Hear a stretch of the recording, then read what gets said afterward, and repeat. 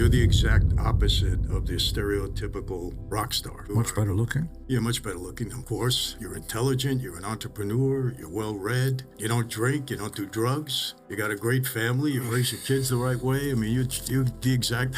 No, it's okay. Did you know Nobie Walters? Sure. Are you kidding? Every Christmas, I've got a new scam. Sorry, I've got a new business. Sure. I'm so glad you said Night of that. 1,000 stars, and Yes. just every once in a while, that could be a millennia, or something just happens when the planets align. You have the right thing at the right place and the right time. And we didn't know that it would become a multi-billion-dollar industry. My mother survived at 14 years of age, Nazi concentration camps of Germany. She took my mother's hand, her daughter at 14, and said, "Live." I walk in redemption. Hey everyone, welcome to another Sit Down with Michael Franzese. Hope everybody is doing well. All is very good, very blessed on this end, especially this time of the year.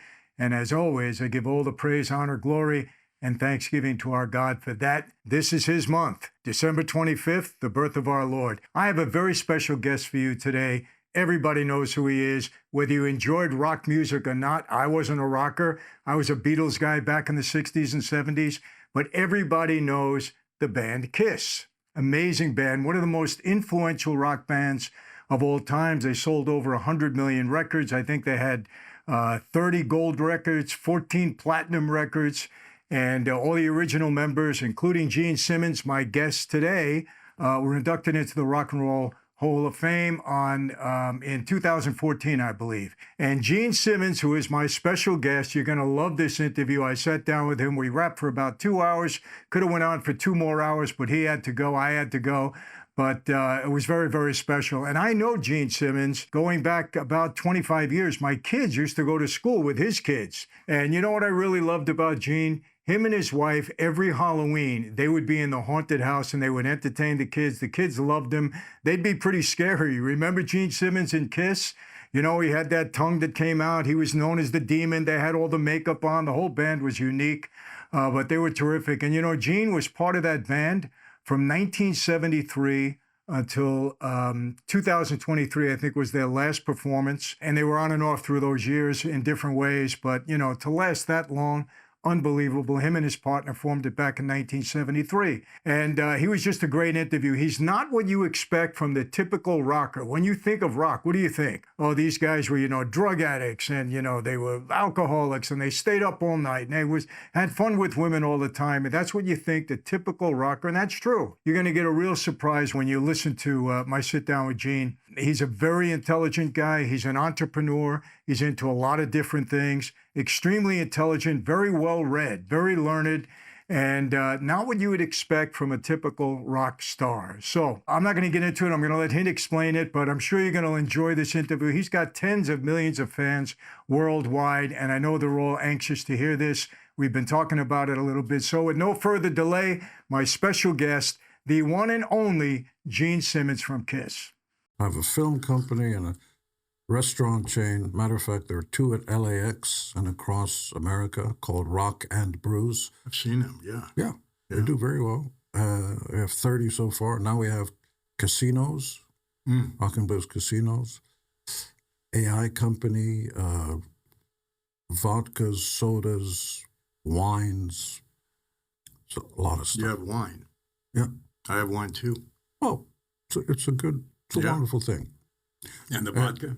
And vodkas as well, 10 times distilled, 10 times in its own trademarked bottle. I own the Money Bag logo, Yes. and I have for 28 years. But I've never been drunk or high. I never drink. I know that. No booze, no drugs, no Never in your life. No, never been high. In a dentist chair, yeah. Mm-hmm. No cigarettes ever. And that's totally contrary to everything you ever believe about a rock icon, a rock star. Judge the book by the cover is what they say, and people can make up their own minds. It's okay. I make a good living, and that's a good trade-off. But that goes back to, Gene, you know, to your early days with your mom, right? Is that the reason why you never... Well, you can't just say that with your early days with the mob. I knew some of the gentlemen, No, but with socially. with your mom. With your mom. I thought Yes. you said with the mom. No, with your mom. Well, these are semantics, but I'm not anti-semantic. No, I heard My that. mom. Yeah, you never wanted to drink No. or get drunk in any way or get high on drugs because of your relationship with your mom. It really is. I'm an only child to my mother, and my father, though, not surprisingly, was a hound if it moved. Mm-hmm. You know, and I became my father early on. But my mother was totally devoted to myself. I didn't know any of that stuff growing up. You just think, oh, it's your mom. She's always there. Right. You're not aware that the rest of the world is different and all that. And I couldn't speak English. I was born in Israel. Mm-hmm. My mother survived at 14 years of age, Nazi concentration camps of Germany. My friends, before we dive deep into today's video, I want to thank today's sponsors who really helped to make this video possible, and that is NordVPN. Now, you know, I talk a lot about being safe on the streets. I tell our women all the time, be safe. That's how I end every podcast that I have. I tell you to be safe in your homes, but now I'm realizing you also really need to stay safe online. A lot of scams out there, a lot of fraud out there, and NordVPN is a perfect app to help you stay protected online. You got to be protected, people. If you're downloading a file, if you're clicking a link, are you annoyed of all these pop-ups that come up? Every 30 seconds, you got another pop-up. I hate them. NordVPN has the right tools to keep you safe and make sure you stay away from all these fake websites. There are dozens of them out there, a lot of frauds and a lot of scams. Now me, I travel a lot, and sometimes I can't access everything I want when I'm in another continent. Well, NordVPN, it allows me to connect to the internet as if I'm home in my studio right here in California. So I can see and I can access all the things I want to, and I don't have to keep retyping my passwords. It's a very useful tool, and it happens to be one of the best in the market, if not the best. And today, luckily, they're offering you, my viewers, a very special offer. You can sign up for NordVPN and get 4 months free. And if you don't like it, they have a 30-day money-back guarantee. You just let them know, they give you your money back. It's a no-brainer. So go to nordvpn.com/Franzese. That's nordvpn.com/Franzese.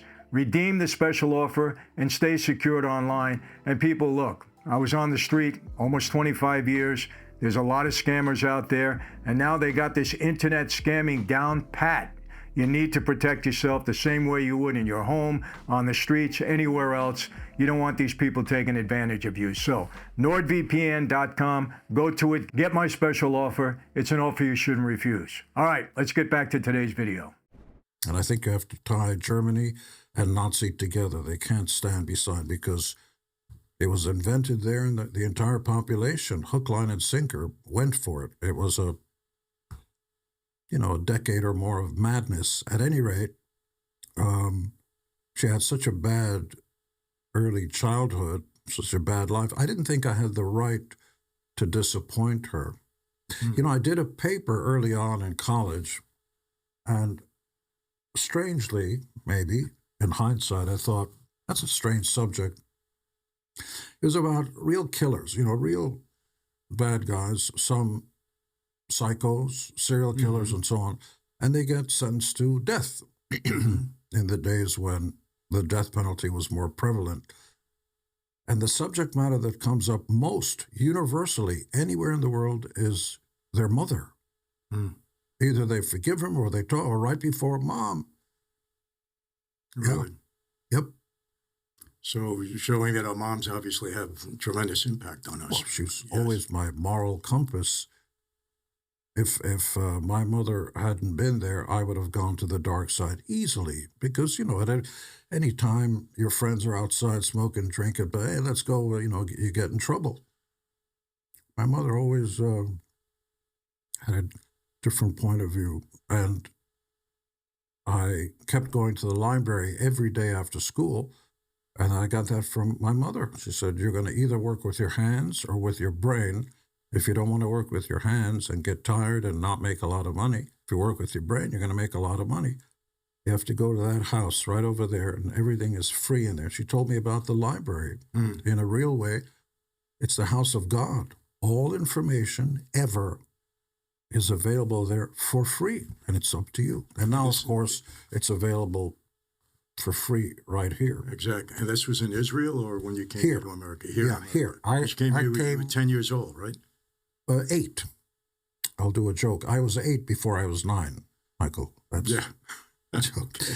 So I came here with my mother when I was 8.5 and studied to be a rabbi, of all things. Really? Yeah.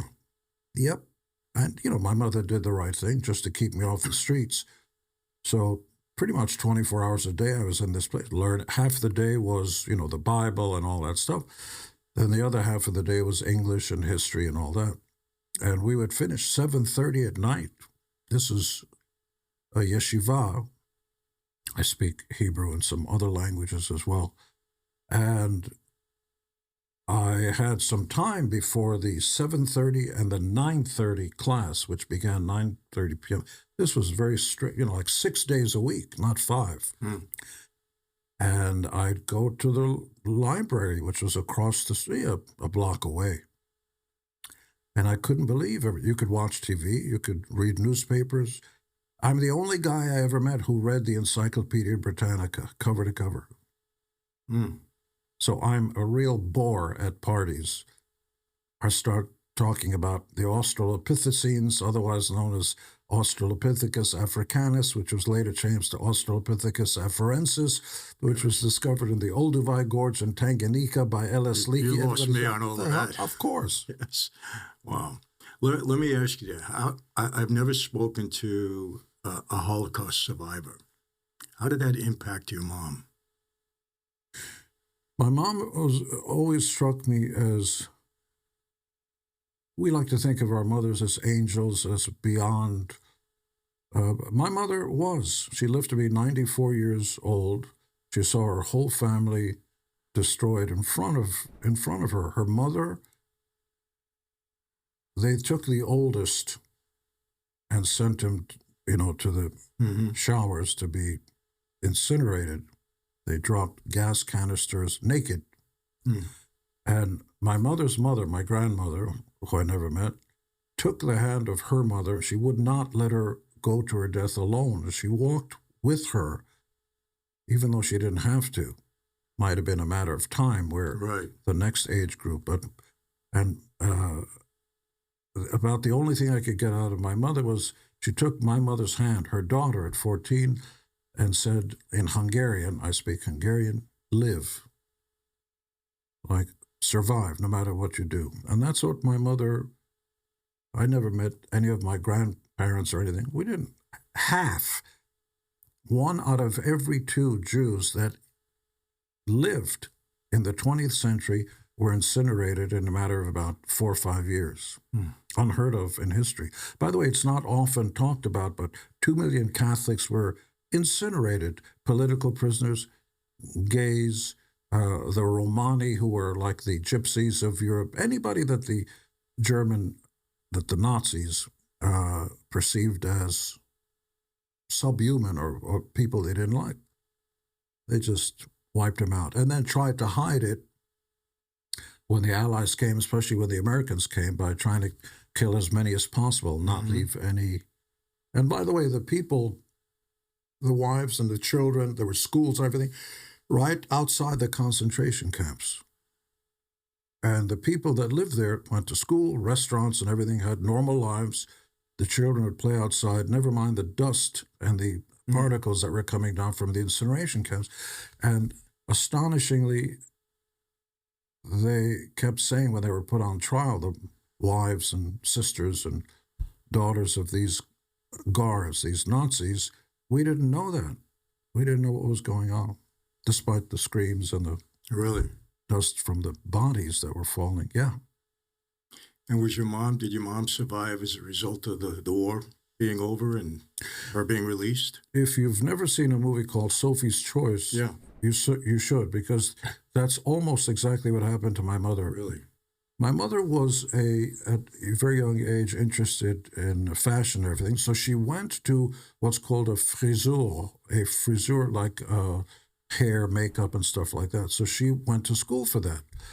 And my mother never had a number all the Jews or anybody in concentration camps had a number tattooed. So they kept, Germans were really good, name, number, where you're from and all that. And the call went out. My mother didn't talk about this much, but this much I know. The call went out that the commandant's wife wanted to know if anybody in the camps knew about hair and makeup. She wanted somebody to do that. And so they brought a few young women. She didn't want a man. Young women there. And my mother was at the end of the line, and she noticed that the commandant says, "Sprechen Sie Deutsch?" Ich kann sprechen. I speak German well enough. "Sprechen Sie Deutsch? Können Sie sprechen?" And the first one said, "Ja, ich kann sprechen ein bisschen Deutsch." Okay, back to the camps. So my mother instinctively, I think, understood that that didn't work, that the concentration camp victims, if it looked like they could speak German, they were sent back. So my mother, she could understand German. My mother played dumb. That's why she was picked. And when you think back on it now, it made sense because you don't, she, the wife and the commandant, the Nazi, didn't want anybody who could understand German for anything to get back to anybody. Right. So my mother played dumb, did the commandant's hair and makeup at 14 years of age. And when they threw food out, she survived on the garbage. And she'd take back half a slice of bread or something and hide it, because if the rest of the folks in the camps found out about it, you would get killed for that piece of bread. Really? Yeah, they would. Everybody was starving. You know, it's amazing, Gene, when I hear things like this, and there are people around that deny that the Holocaust even happened. I don't even understand that. You know. I don't know. A few days ago we had an event that brought together different cultures, and sitting next to me was a very famous basketball player, and we were talking, exchanging, a really swell guy and everything. And he came out publicly and said that he can't be fooled. The earth is flat. He's been on a plane, and when he looks outside the window, the earth looks flat. The Flat Earth Society exists, it's getting bigger, and there are Holocaust deniers who say it never happened. So your mom moves here to the States, and you're 8 years old, and things start to change for you a little bit. How do you go from reading the Encyclopedia Britannica and being pretty much a bookworm, and then Still a bookworm. Still a bookworm. Oh yeah, well, that's voracious. Yeah, that's a great thing. Well, for me, it was like coming from Israel that didn't have an infrastructure, no roads. We would go on a Friday to the local area, and there'd be long lines going down blocks, no blocks. They were bombed out buildings because there were always wars there. There are wars there now. And dirt, no pavement, no street, no sidewalk, nothing. It was just dirt. And I never thought about it at 5 or 6 years old because that's all I knew. And I'm standing holding my mother's hand, and on one side there'd be a gentleman with sheets of newspapers ripped out. And on the other side there'd be a table with big lumps of different things, sugar and salt and whatever. And you'd get to the front line and they'd give you a newspaper, and on it you'd get a slab of butter. That was your food for the week. A little piece of meat, some milk and stuff, and that was your food for the week. We didn't have refrigeration, I don't think we had a radio that I recall. I never heard of a television set, and you're talking about the 20th century, until we came to America. And when we came to America, like, everything was big. The people were big. Everybody I thought was fat was big. And I saw the amount of, people on TV were eating sandwiches, like you never saw anything like that. And one of the first images, I couldn't believe what I was seeing. There was a guy who I thought was in his underwear with a cape flying through the air without a plane. I was like, what is that? And I was fascinated by America and still am. I'm still amazed. I just bought another house, one of 6, the land of plenty. God bless America is a real phrase. 6 houses, all modern and everything. Well, the newest one is the first and only 0 carbon house in all of America. Really? Oh, yeah. Well, you got to pay for it. So where is it? Where is it, he says. It's around. Okay, I got it. And when I want the lights to go down, I talk to Josh. Hey, Josh, turn on 60s music. There's no, you don't even have to wipe your ass anymore. It's just, hey, get me a Hot Fudge Sundae and a back rub. Boom. You talk to it, and it happens. Dim the lights, a little bit more. So I see you have a tremendous appreciation for America. Oh, you can't. Yeah. You don't understand. Because were it not for America, which is really a very, I taught 6th grade for a while in Spanish Harlem, which is a very bizarre country, unlike any other country on the planet. You got to remember, it's a very young country. It's only been around 200 plus years. And you were raised in New York, actually. New York City. First, right? Oh, yeah. Puglia's and St. Gennaro Festival and all that. I grew, some of my best friends had uncles. You understand? Yeah, of course. Matter of fact, a lot of them had uncles. Well, we're going to get into that a little bit. Well, yes, I understand. But by the way, some of the nicest people I didn't know about anything else. No, but in terms of, like, give you the shirt, anything you need. If you need stuff, boom. I'll never forget, I used to go to Chinatown, and for $1.50, you could get egg foo young, tea, and just like fill up like nothing you've ever seen. Exactly. Great food, great everything. $1.50. Across the street on Mott, Little Italy, there's a place called Little Italy. Night and day difference. And I remember we'd finish on Mott and Canal Street. We'd get the egg foo young and go across the street to get cannolis, otherwise known as ganol. Ganoles. Only in New York. If you go to Italy, they wouldn't know what that word is. Yeah, it's just a New York Italian specific accent. Exactly. Including the, that thing. It exists nowhere else, Yeah, of course. So there, mid-block, there was a pastry shop with a little old woman who was always there. Come in, boys. Like you haven't seen your family member in 20 years. And but what a happy place. Yeah. Go in and fresh every day. They'd be just brimming. Take another. Give you like family members. You're bringing back great memories now. I got to tell you. Oh my God. Yes. And that's nowhere else in the country. It's Little Italy in New York is unlike anywhere else. And by the way, when I left New York to come to L.A. because I was seeing this singer, television person, and by 79, it all of a sudden occurred to me, at night they bring the iron, protection devices in front of the stores in Chinatown. But there's this beautiful bakery that's got windows that go all the way down to about 2-3 feet above the ground. Then it's a piece of wood.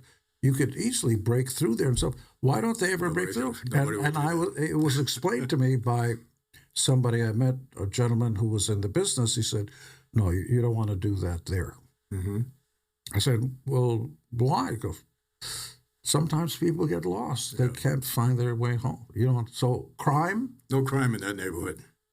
No crime in any of our neighborhoods. No crime. But let me ask you this. People don't know that. Well, they do now. They understand. But I've been talking about that forever. We never had any crime or any issues in our neighborhoods. Wouldn't allow it. But let me ask you, what motivated your mom? How did your mom make the break from Israel to come here to New York? My mother had two brothers, Larry and George, who escaped Hungary right before the Germans came in and started shipping off anybody undesirable into the concentration camps. They both became very successful. One had a huge bakery and all that stuff, and George became a prosthodontist. He made bridges, teeth, and all that, and balls, prosthetic balls. Really? For people who needed them for the few people that would want, oh, you got one instead of two. And the first job I got was working for my Uncle George, carrying a brown paper bag. No, actually, that was the second job. That was also a brown paper bag, carrying the brown paper bag to the various dentists. And in there, I would imagine there were fake teeth and balls. I'd take them to various places. I have to say, the job I had before then was making $1.25 minimum wage in New York in 1963. Might have been 1863. See what I did there? That was a joke. And I worked, there are 2 blocks in New York City that the rest of the country has no idea about. The Jewelry Center, all owned by Jews. I mean, first floor and second floor. Yes. Diamonds, like the giant ones. Until today. Even today, yeah. And you'd go to those 2 stores. Now, you don't see any cops on the street. But there are, I later learned, a lot of people who don't look like cops who are carrying and making sure so that nobody gets stolen. So I worked for one of the jewelry stores, and they would give me paper bags to take this paper bag to so-and-so street. I just looked like, a bum, a college, not even a college kid, high school kid. And I noticed whenever I was walking, there was a guy in front of me and a guy in back of me. Also looked like there was some hat and all that stuff. I never thought about it or anything, and nobody ever bothered me. Those are the good old bad days, I would say. Well, I would say this as a sidebar, which is today, I'm temporarily insane. The dog ate my homework, or somebody called me by the wrong name. And we're afraid of words, and there are always excuses. Yes. When I was growing up, parents, even when the kids talk back to their parents, you get slapped across the face. And then you thought twice about doing it again. Gene, now the parents go to jail.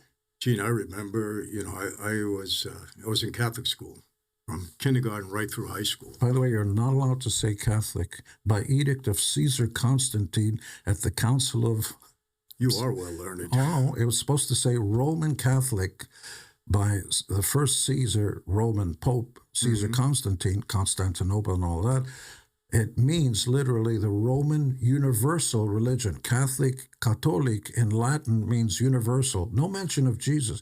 The Roman universal religion. That's what it means. Really? At 315 A.D. at the Council of Medea out in Turkey. Back to you.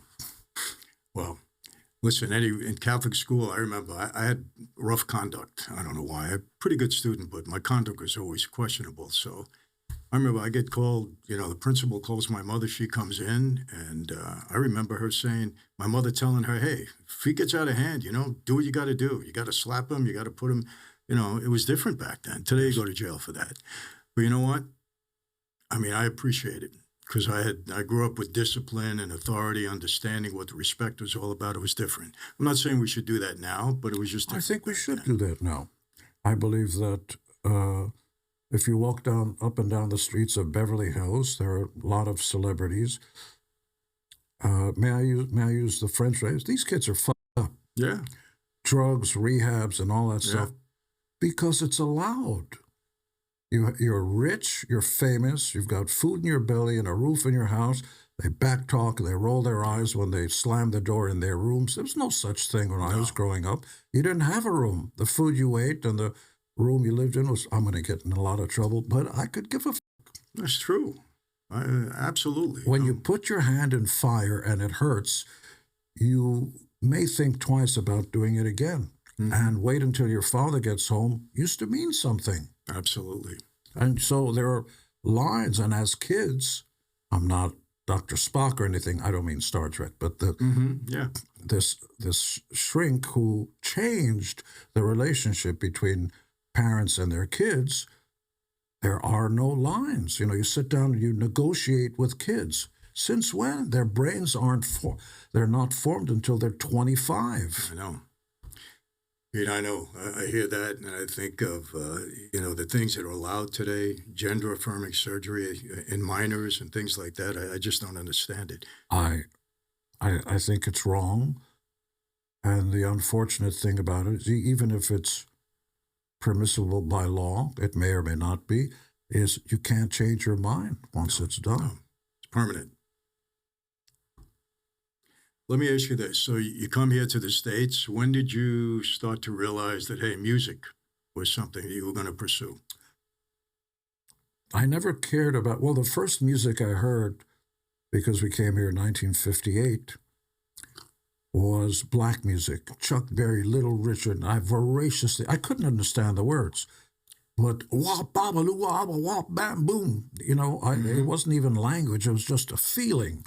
And, you start to move with the thing. Ironically, Chuck Berry was the first music I heard and really reacted to. Yeah. And ironically, when Chuck Berry passed away with an open casket and all that, I happened to be in the same city when they were holding the event for members of the family and everything. And the Berry family asked me to do the eulogy, which was very difficult for me because Chuck was there with his guitar with an open casket, and I'm getting choked up now. And it took me back to a time when, right before then, it was called race records. Chuck Berry and Little Richard and Fats Domino, their records came out, but you couldn't hear it on regular radio. You'd hear it on the R&B stations, and Pat Boone, who I met later on, would have big hits with Fats Domino records that he would cover. They became hits because they were played on radio. They were called race records because they weren't allowed to be played on white radio. And it was Chuck Berry and those forefathers of rock and roll and blues and all that broke the barrier without marching, without complaining. It's just all of a sudden this music appealed to white kids. They go, gee, we like that. So the doors were, in a lot of ways, music is what opened the door to the consciousness of little white kids realizing that there was a disparity between black and white racism and stuff, but I like that music. As a matter of fact, when the Beatles first came over, they were told when they hit the southern states and racism was alive and well, they couldn't play to black audiences. And the Beatles said, well, we're not going to do the shows. Yeah. Everybody's welcome to our shows. I used to go out with one of the great ladies of our time, Diana Ross. And I say that proudly. She's a magnificent. You would be blessed to be in her presence. Just a great mother, and her daughter Tracy's a huge star now on television. But the point I'm making is, she would tell me the horror stories of the Supremes had six number one records off the first album, bigger than the Beatles for that time, and so they headlined Dick Clark's Cavalcade of Stars. The second group was the Dave Clark Five. They were legitimate big bands underneath it. And she said that once they finished the concert, they had to stay in a black hotel. They couldn't stay with everybody. This is in 1964, 65. On the way out of town, there were bullet holes in the bus. Wow. Yeah. As popular as they were and as accepted as their music was. Well, being popular is one thing that creaks the door, and then how does that come into everyday life? We accept we're white Southern thing. I may have a problem. I don't want to live next door to those people, right? But I love that music. But that music opened up the doors. Yeah. So that was probably a major barrier that was broken down. It was broken down through music. Oh yeah. Yeah. Oh, yeah. And then Elvis was doing black music. He went to the Baptist churches and he did Hound Dog and all that. By the way, written by Jews. Lieber Stoller. Really? Yes. You ain't nothing but 2 Jews in New York City who didn't like pop music and all that. They loved black music. And Save the Last Dance for Me. These were all Jews. Mm. So what motivated you to get into that industry? Well, I never thought about... Did you realize you had a voice at that point? Oh, you don't have to sing in rock and roll, Michael. I'll give you a perfect example. Number 1 song, a few times. Wild Thing. Yeah. You make my heart sing. Right. You don't have to sing at all. Rappers will tell you that. You don't have to sing. Mm-hmm. It's just some quality, what the French say is je ne sais quoi. A quality. Maurice Chevalier couldn't sing. There were a lot of famous singers who didn't really have a voice. They had a unique Louis Armstrong, that thing. Yeah. It was just a unique point of view. But like millions of other people, the Ed Sullivan Show, when we were kids, I'm older than you are, but you remember the Ed Sullivan Show. Yeah, the Ed Sullivan Show was a must-watch Sunday nights, I think it was, and 75 million people would tune in. Unheard of. First time I saw the Beatles. Of course. Yeah. And I saw that same show. Yeah. And I had been working. I always worked. After school, everything, because I liked to make my own money, which I gave to my mother all the time. And that's when I got my first understanding that money, this is awful, all the liberal progressives think money is not everything. No, it is. Money can't buy you happiness. The opposite is true. When I give my mother the money, she's happy, she's proud, and, especially if you earn it yourself. But, so I get home from work about 6 o'clock or whatever.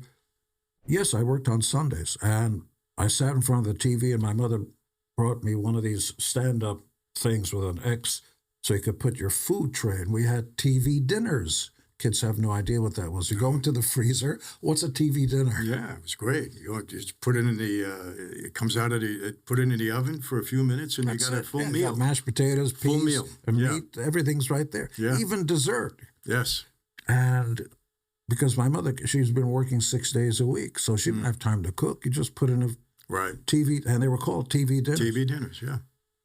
And oven, no microwave. There was We no had such thing. microwaves, No. Yeah. And it was a tinfoil type of, if you remember. Yeah, if you put that in a microwave. It explodes, right.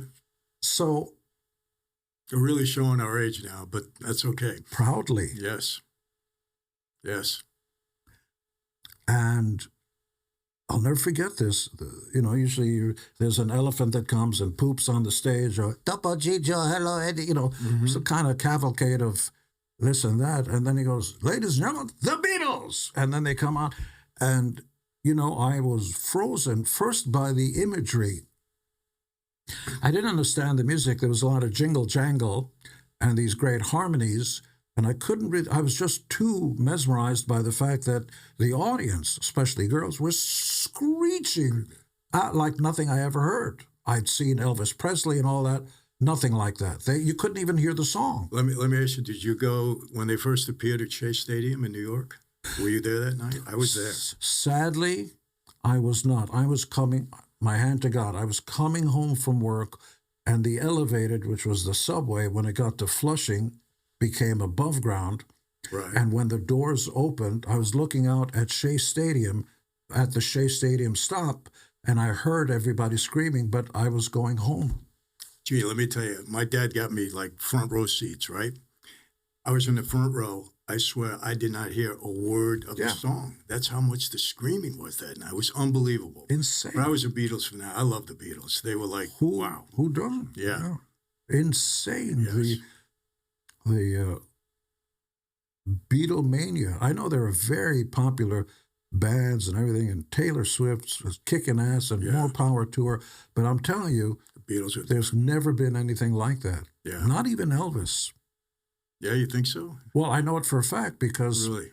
I know some of the guys. When I had a recent birthday, Ringo sent me a happy birthday, Gene. How good is that? Yes. But when the Beatles went and met Elvis, I think at Blue Jay Way up in L.A., it was a very awkward thing. He was suspicious of them and Really? yeah, didn't like the idea that they became much bigger than Elvis. He was the king. Not anymore. By the way, if you go to Graceland, Yeah. you'll see there's a Kiss exhibit at Graceland. Really? Yes. I don't know why. Did you know him well, Elvis? No, we never met, but I knew a guy who was his cousin or something, and Elvis came into the room at Graceland in the 70s as his cousin was listening to Kiss on the radio and a song called Let Me Go Rock and Roll, which I wrote with Paul. And Elvis says, "What's that?" And his cousin's going crazy. "That's Kiss. That's what's that about?" He was telling Elvis about it. He goes, "Oh, I see what they're doing. They're doing Chuck Berry and comp. Yeah, that's good." And then he walked out. That's as close as I ever got to him. What an amazing place this is. The music of the world comes from right here by the least qualified people in the world. We can't read or write music. Movies, TV, all that stuff was invented here, but never by the ruling class.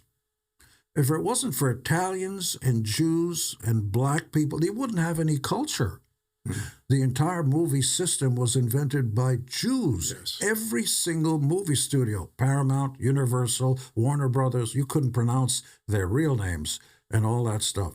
The business of it was invented by them, and they were the least qualified people. Nothing was ever done like that, where not only the movie studios were invented, but you're a star. Before you're a star, you're going to take dancing lessons. Like they put you through the mill of like going to school to be a star. That stopped, which is why they don't make stars like they used to. But So they would actually train you back then. yes, in diction. Rita Hayworth was a Mexican gal. They wanted to make her a little bit more palatable for white America. Her hairline came way later. They shaved off her hairline, changed her hair color, and changed her name. And they saw something in her that... Of course. Well, Yeah, they she can see knew herself. something. Kirk Douglas, all those guys were Russian Jewish guys whose names were changed, and they hid. Tony Curtis was a friend of mine before he passed away. We used to go to dinner and spoke only in Hungarian because he spoke Hungarian, which would torture everybody else there, except when we went to Csardas, which was a Hungarian restaurant, and the waiters go, "I know what they're saying." By the way, I gotta tell you this. When I try to explain this to anybody else, they don't get it. You had to have been there. I used to go quite often to a place called Puglia's in New York City. That was the knowing nod. The gentleman frequented the restaurant. Yes. Small place. When you say restaurant, people think of a lot. No, it was a small place. Maybe 80 people would fill up this place like nothing. And there's the times that I went, there was a mature, older woman playing accordion, singing classic Italian songs. And they would immediately come over, what would you like? And the gentleman, almost always, there were corners, and there was a gentleman sitting in one corner with nobody else around, so that one side of the wall was on one side of the other, so he was like this. So from his vantage point, he could see the whole thing. There'd be another gentleman over there and stuff, and, sprinkled in. And I noticed, I used to manage a very famous, iconic music, TV movie star, and she had an Italian heritage. So the gentlemen were part of the inner circle. And when I lived with a classic young lady who was on TV and had lots of hit songs and everything, her right-hand guy was a gentleman in the business who would tell me stories and everything. But what I want to get to is the gentlemen in the corners either knew each other. It's like when somebody's on the other side and you go, like that, it sort of means, hey, how are you? Nice to see you. Right. But there seemed to be an entire conversation going on without anybody saying anything. Without any words. And yes. I want to give people the idea of what I saw, kind of like this. Mm-hmm. I never knew this. That means gay, the Yes. earring. Am I right? Yes, absolutely. Yeah. And they, you know, like the guys that give baseball signs on the Right. side, there's an entire language with the hands and, you know, Well- this meant he's gone. Well, let me tell you this. Kama Sutra Records, Neil Bogart. yes, and then Casablanca later. Neil Bogart. But We were Kama the first. Sutra went to Buddha. Now, did you ever meet Phil Steinberg and Haim Mizrahi and Artie Rip? Very suspicious that they're all Jews. Very Yeah, suspicious. All Jews. And my dad was involved with I them. know, really? You know that? No, Yeah. I was aware of all that. Okay.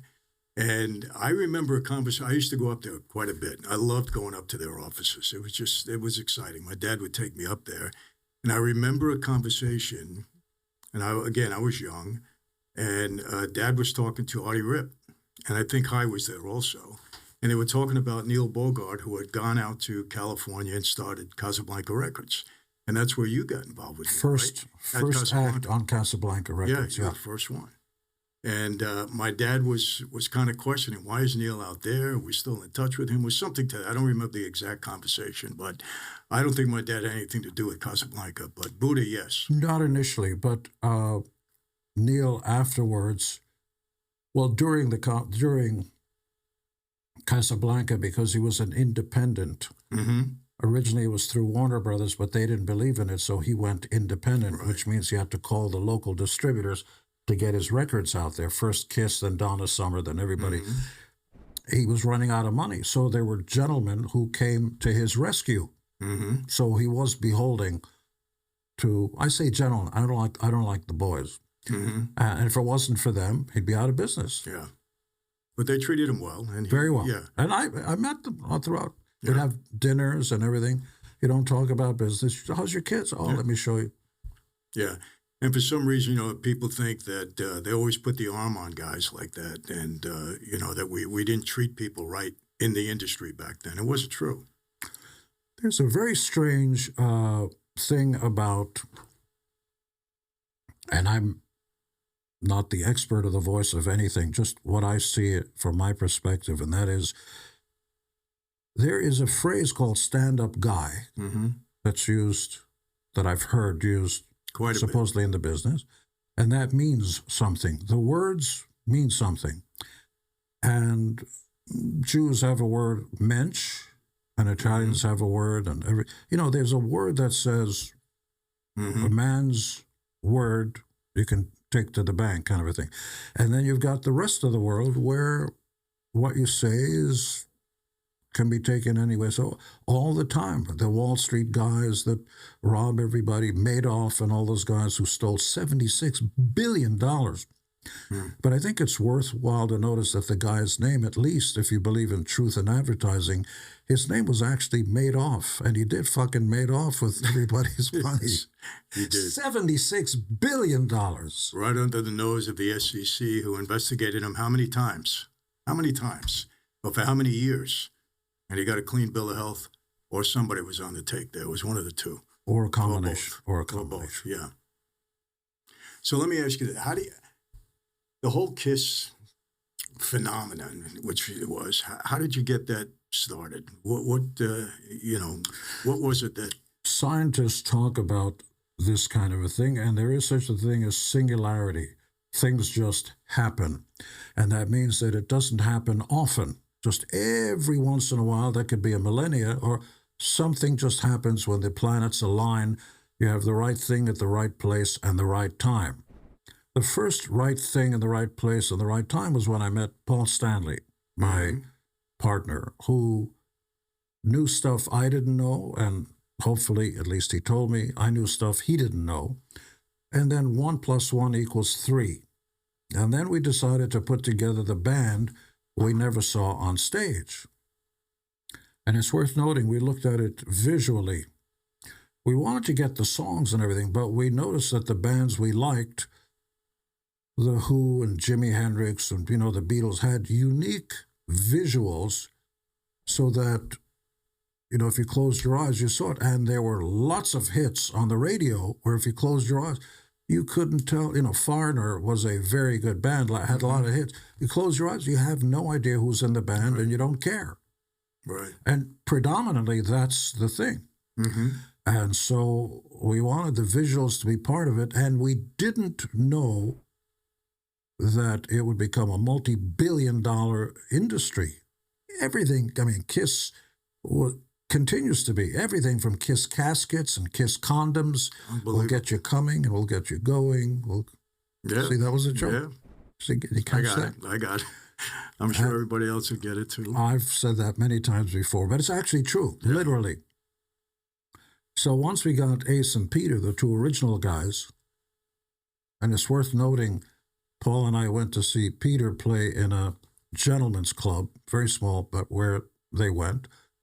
And they played in a trio, and the drummer wore, Peter Criss, had scarves on, and he was singing Wilson Pickett, R&B songs, and he had the right voice and the vibe.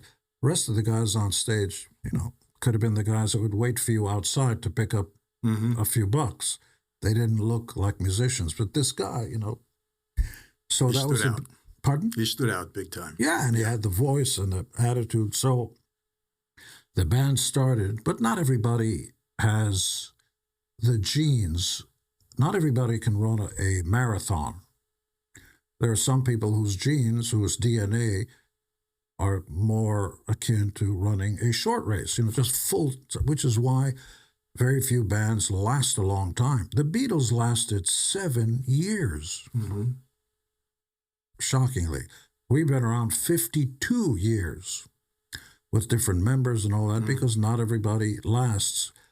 And one day, and I've talked about this before, and every time I talk about it, I get the imagery again. We're sitting around in our rat-infested loft, 10 East 23rd Street, and we'd been rehearsing. It's a rat trap and a fire trap. No windows, nothing. Mm-hmm. And after the rehearsal, one of us, I don't know who, said, hey, let's go down to Woolworth's, which was a local store. You could buy anything. Yeah, I remember Woolworths. Yeah. They're gone now, but Gone. yeah. Before there were malls, you stick everything into Woolworths. Everything. Aspirin, Everything. anything, clothing. And there were also like gimmicky things. You could buy plastic ice cubes with flies in it so that you can stick it in the drinks and the girls would flip Yeah, I it. remember. Right? I remember that. And yeah. whoopee cushions. Yeah, yeah. People, whoopee if cushions. you're 14, you have no idea what a whoopee cushion is. Everybody bought. You put it under a girl thing. So, Sits down there. Yeah. and that was a big thrill. You should buy your wife one of those. Is she out there? And so we somehow veered towards the Halloween area, and there was clown makeup. Stein's Clown White, a jar, and Stein's black lipstick. For some reason, Paul Stanley went to the red lipstick thing. I don't know why. And we just bought the stuff, and we bought 2 mirrors that were 4.5 feet tall, about this wide, $15 all in, and brought it up to the loft. And nobody said, I have an idea, let's sit down, we'll do this. We just started. Like, if you'd look at it, you'd say, okay, who's telling you what to do? No, it's just happening. We're looking in the mirror, putting on makeup and looking at each other and stuff like that, and just talking. Well, it's kind of weird. It's kind of sticky talking about the feeling of it.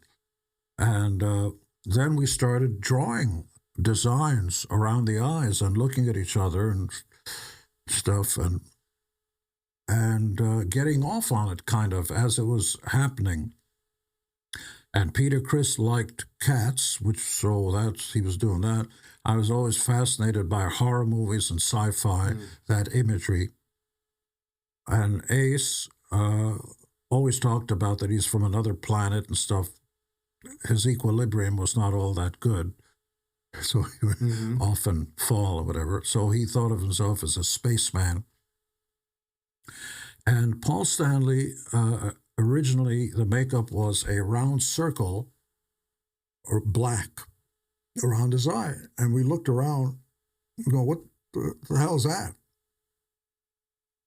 And he said, it's like Pete, the dog from The Little Rascals. You ever see it? Yeah, of course. There was a dog in an old black and white half-hour thing that went back to Max Sennett comedies. The beginning of movies, they'd have these short, about kids in poor areas. And by the way, it was not segregated. They had black kids and white kids hanging out together like friends. Buckwheat, remember? Stymie. Buckwheat and Stymie. Yeah, but in regular civil, no, black and white is supposed to be separate. Not with our gang. They were just black and white friends. Buckwheat and Stymie, yeah. Great names. Yeah. And the dog was part of it, and he'd have a black circle. And we went, no, nobody's going to know that. If they're younger, they're not going to. So he decided to do, and I think it might have been Ace who said, you always wanted to be a rock and roll star instead of a pudgy Jewish kid. Why don't you put stars over your eyes? So he did. So he did 2 stars over his eyes, but they didn't align. It's difficult to do that freehand. So he decided just to use 1. And that's where his makeup came from. Just 1 star over the eye, and that was it. And between that first application of the makeup to about 3 weeks later, I called up I was acting like a manager, I always do, called up a local club, the Coventry, and convinced them to book us sight unseen or anything else for $35. $35? Wow. And I remember there may have been 10 or 15 people there. My girlfriend at the time, a girl named Jan, her brother's girlfriend, Lydia, the drummer's wife, and a few others, and that was it. But we were on stage in makeup, like getting off of, there was something going on. And within a year and a half of the band forming, end of 1973, we were headlining Anaheim Stadium before MTV, before digital, before phone. We didn't even have hit records. Something happened. It just pervaded culture. All of a sudden, young kids started talking about this. And in those days, you could make a career from magazines because that's how things spread before Wi-Fi or anything. So the whole makeup was not planned. It was just on a whim. Yeah. You go to Woolworths, start searching around, looking at, all of this. You bring it back, and all of a sudden we had no manager. Amazing. We had no. Paul and I had a record contract from before with Epic for a band called Wicked Lester, and we finished the album. We got 40, 50 grand, whatever. And for us, that was a lot of money. And for some strange reason, we didn't believe it. It sounded like Three Dog Night and Doobie Brothers. It was okay, but nothing special. And hindsight's 2020. We must have been out of our minds to look a gift horse in the mouth. This is not it, is it? No, it's really not. And we literally fired the other 3 guys and went back to square one and decided to get new guys and write different kinds of songs, more English, more Humble Pie, Stones, that kind of thing, instead of American pop. And right away, it clicked. It's in a very strange way. Kiss became a very big band without hit songs. So you think it was the makeup that really contributed? It was about the live shows. And if people are curious, if you go to YouTube, we would literally blow away any of the opening acts. I'm sorry, we were the opening act. Any act that dared put us on stage, we just blow them off the stage. Some of it was smart. We had a Kiss logo that was about 6 or 7 feet tall. These bright lights that spelled out Kiss. I remember that. So and nobody hung their name, the band's name, above them like a Las Vegas show. Right. That was not considered cool, but we thought it was cool. So that when the next band came on, after we were off a half hour later, if you closed your eyes, you could still see Kiss in your eyelids, if you know what I mean. Yeah. And we didn't.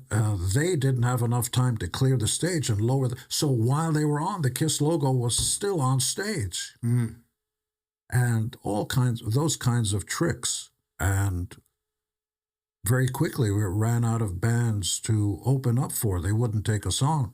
In fact, we opened up for a band in LA called, what were they called? They had a hit song called Run, Run, Run. Jojo Gunn. And they had one hit song, good song. And then when we got to New York, they were opening for us. In fact, we booked our own show at the Beacon Theater, and the promoter was not thrilled about it. We said, we'll guarantee people are going to show up. Well, we had to do a second show the same day because they both sold out, but the hall wasn't available. This is the thing about America, of the people, for the people, by the people. You know, there are hit makers and there are producers and stuff that determine what becomes a hit. And then there's something called groundswell. It just happens because the people want it.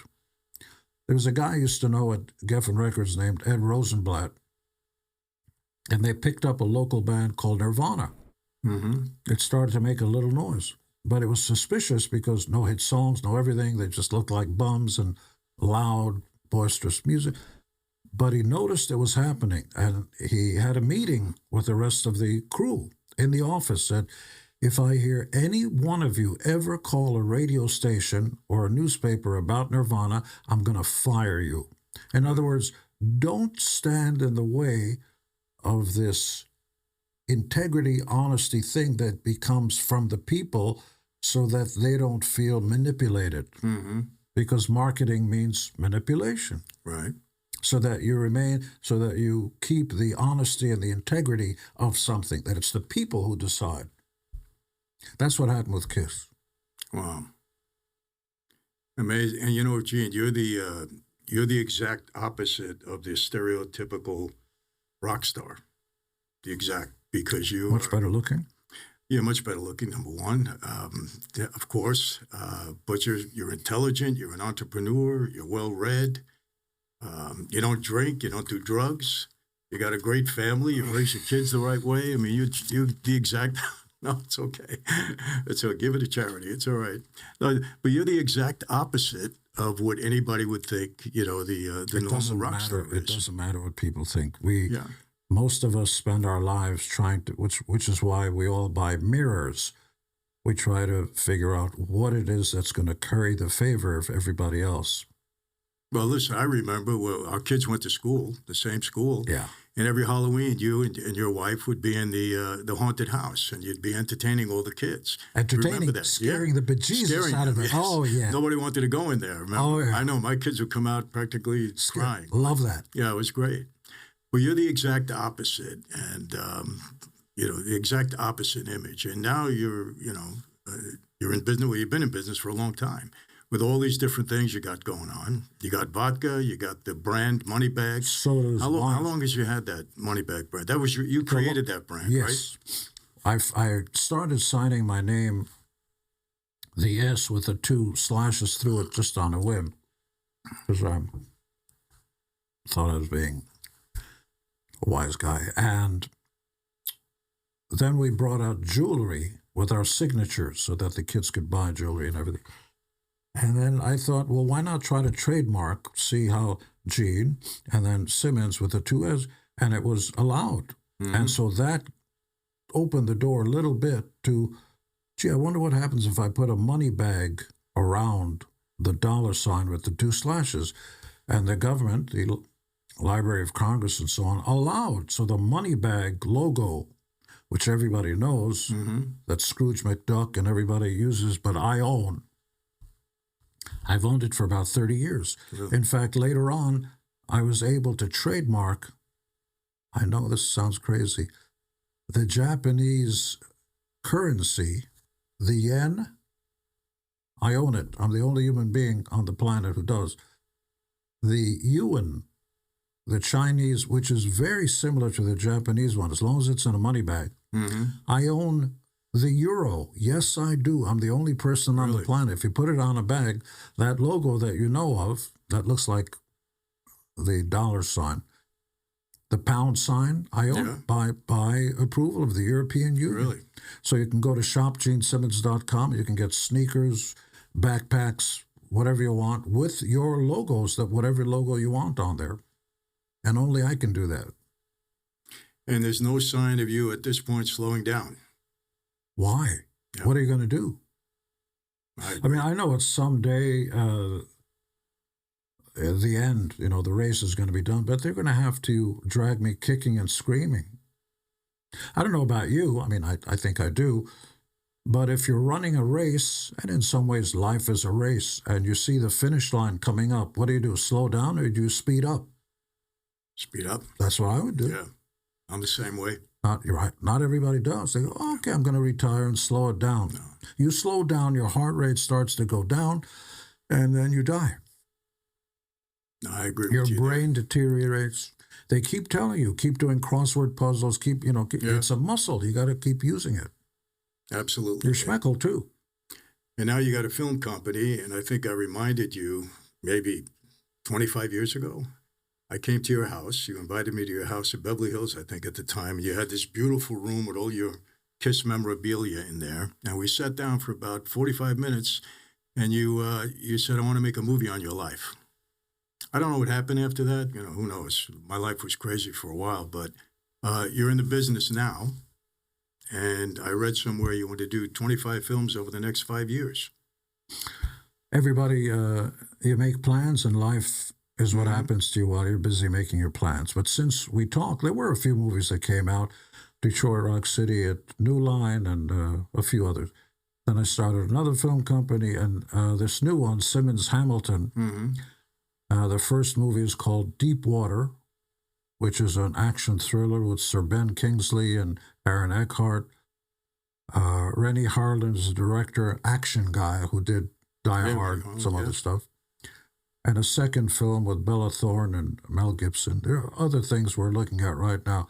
One great project called Lucky Bastards. Great action thriller where you hate everybody, but you can't help yourself because you love them. Mm-hmm.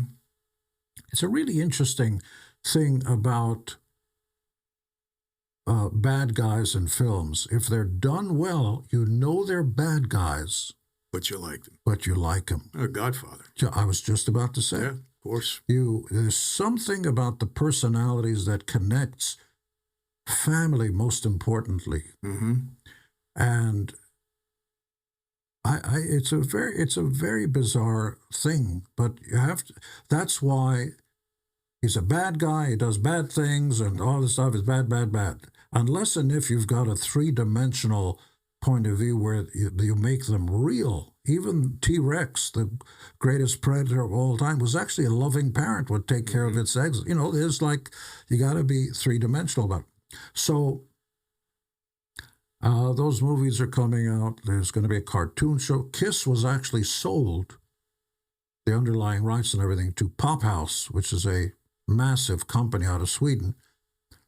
And we're planning things that people have never seen before, avatars. Mm-hmm. Imagine you put virtual glasses over your face. Mm-hmm. So you're sitting here 1 second, and then you're in a jungle with dinosaurs or in space, and you look down on the ground. Wherever you look, it's that world. You're no longer, this desk disappears. And if you're floating in space, your center of gravity, all that. Now imagine that happening with no glasses. Wow. Yeah, wow. We already went up to George Lucas's place in San Francisco, right outside, and shot motion capture so that the movements and everything would be real. Really? The technology is unbelievable, yeah. And as you've seen, I'm sure everybody has, artificial intelligence. You could see Tom Cruise talking to you about it it doesn't exist. It's all made up via computer. The voice, the imagery, and everything. It's amazing. It's a little bit scary, but it's amazing. I know. I got a little glimpse of that. I was at the Apple store, and I had the glasses on, Like, wow, you're in another world immediately. It's unbelievable. And to do that without glasses? So I remember years ago I saw a movie called Minority Report with Tom Cruise Yeah. in the future. And the idea was they're cops who look back in time and understand that on November the 4th at 3 p.m., a crime, murder was about to be committed. So they go back in time and arrest or prevent the crime from happening. That was the basic idea. But in one of the scenes, Cruise, I think, is in Dallas or someplace, and he goes like this, and your screen of, like when you get emails, whatever are there, and you can move things around, but it's all in the air. And so, well, that's ridiculous. I was in Dallas, and they showed me that. There was nothing there, and you're just moving stuff. It's unbelievable. I couldn't even explain to you how that works. Well, now you can sit in a car and nobody's driving. I know. Who knows where it's going to lead? I don't know. It's crazy. But let me ask you, I'm interested in your wine. Obviously, I have wine in my name, Franzese Wine. We're in business 2.5 years, and we're in all the major retail outlets now, from Costco to Total Wine to Walmart to everywhere.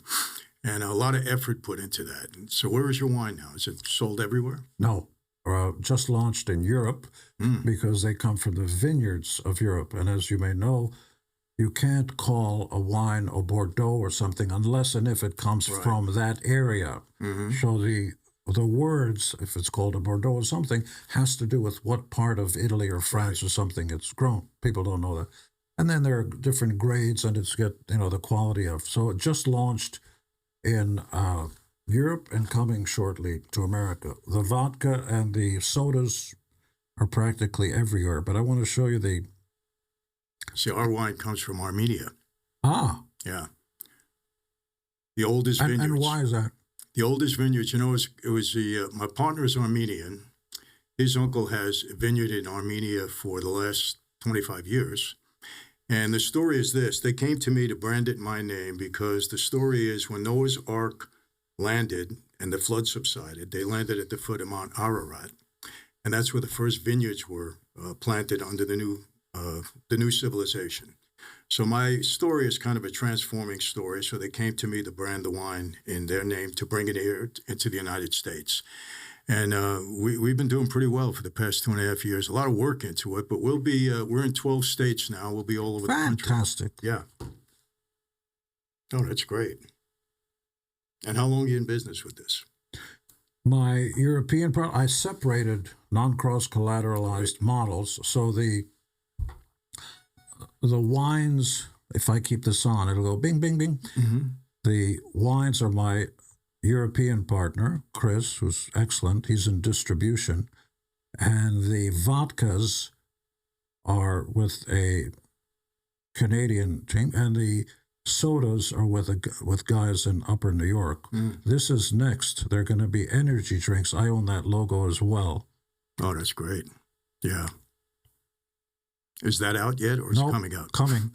The main thing, as I'm sure you learned, is shelf space. Absolutely. Because all the guys who are on the shelves don't want anybody else to come there. So they'll give away their stuff for free, is the sodas. Yeah, I saw that. The sodas are really cool. And you got all different flavors, right? On the sodas, five flavors. And because I'm a good-looking guy, they let me put my face up. Yeah, and those end caps are really important. And it's doing well. Yeah. No sign of slowing down, Gene. This is the vodka. Yeah, so it's a beautiful bottle. Now, really. The difference between besides 10 times distilled is if you have a bottle of wine or almost any other spirit, I could take the packaging or, the glued on piece of paper, fill it with something else, put on my own piece of paper, and put it out. You can't do that with a money bag bottle. I own the actual bottle logo, so you can't put anything in it except me. If you do, I'm going to take your firstborn. Mm-hmm. Yeah. Or you'll call one of us. We'll handle it. No comment. Gene, I got to ask you for a slice. Yeah. I got to ask you one thing. Let me see. Oh, yeah. Beautiful. Beautiful bottles. Yeah, You don't want to throw that away. Did you design the bottle? Yes, I own everything. Yes. Beautiful. I got to ask you one thing before we I never touched her. What's that? I never touched her. No. You have any perspective or any comment on this whole Diddy stuff that's going on? On the what? Diddy. The what? Diddy. Oh, Diddy. Yeah. We met. Mm-hmm. He was cordial, and so was I, but who knows what goes on behind closed doors, Charlie Rich.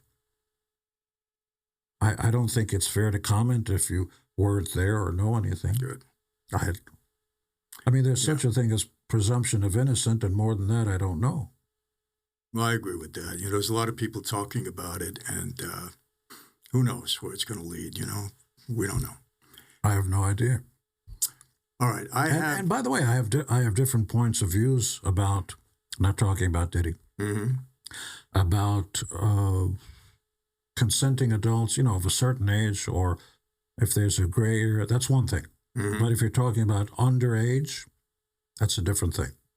I agree with that. But even today, it's a very strange thing. There are certain states where, Jerry Lee Lewis, I'm not saying this is right, I'm just telling you the way it is. Jerry Lee Lewis married his cousin. Yeah. And she was 13, I think, in Alabama. Then he went off on tour, took her with, and when they crossed the state, a lot of backlash you got on. He was arrested. Yeah. Interstate, whatever. Mm-hmm. So there are states' rights and there's federal, but morally, for me, if you're underage, I think that crosses the line. Who is since you knew so many people in that industry, who is the most, you may have already mentioned it with the Beatles, the most iconic person, or the artist that made, the biggest impression on you? Well, certainly the Beatles, in terms of the iconic template of a band that writes its own songs, plays their own instruments, because before then you had producers and writers. A lot of those hits were written in the Brill Building by Jews. See what I did there? You know how many times I was up in that building? Did you know Nobby Walters? Sure. Are you kidding? Every Christmas, I've got a new scam. Sorry, I've got a new business. Sure. I'm so glad you said that. Night of 1,000 Stars and all that. And restaurants and, but that was a very strange building because you had an entire building with everybody was in there. Don Kirshner, Midnight Special, who was also of that persuasion, and Neil Diamond, Carole King, Jerry Goffins, like all those people, Barry Mann, who wrote hits for everybody, black, white, anything, from a non-Jewish perspective. Just like the Hollywood movies that were invented by Jews, there were hardly any Jewish movies. They were like the Christian movies and all that stuff, all promoted by the Jews who did that. But with the realization, even today, there's only 15 million Jews on Earth. Did you know that? No, I did not. Yeah. There are more people living in Guadalajara than there are Jews in the entire planet. I did not know that. Yeah, really. there's very few. I'm an only child. We don't have 20 kids. Shannon and I have 2 kids. Boom. Done. Yeah. It doesn't make it better or worse. It's just a different culture. But point being that those guys all loved pop music and recognized that you're not doing art and music and stuff for you. You're doing it for everybody, for whoever. And Berry Gordy, by the way, had the same point of view, which is they're black artists, but we're making music for America, for everybody. You're not making black music, you're making music for everybody. Yeah. Yeah. And he himself was a songwriter, you know that? Yeah, no, I do that. Higher and Higher by Jackie Wilson. Yeah. Do You Love Me by the Contours? That's Berry Gordy. Very talented guy. Yeah, and used to be a boxer. Yeah, tough guy.